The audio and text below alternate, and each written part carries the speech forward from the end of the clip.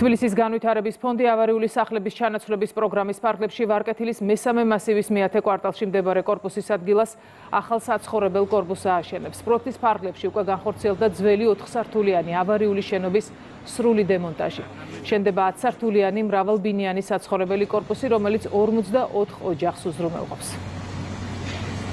ძიმე საცხოვრებელ პირობებში, სადაც ისინი დღეს ცხოვრობენ და რა თქმა უნდა უსაფრთხო არ არის, ვაძლევთ შესაძლებლობას, რომ ავარიული სახლების ნაცვლად ავაშენოთ ახალი თანამედროვე საცხოვრებელი კორპუსი. აი მაგალითად აქ 54 ოჯახი დღეს ქირით გვყავს გაყვანილი.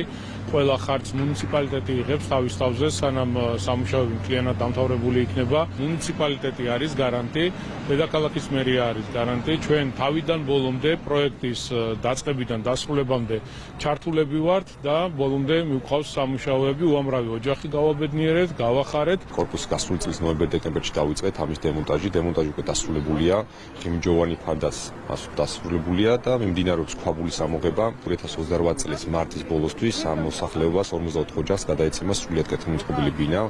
ეს ამგვარის რაიონში რიგით მეოთხე ობიექტია, 2 უკვე დასრულებული გვაქვს და ქალაქის მასშტაბით დაახლოებით ველოდებით ჯამურად კიდევ 18 ობიექტზე, რომელზეც მიმდინარეობს აქტიური მუშაობა.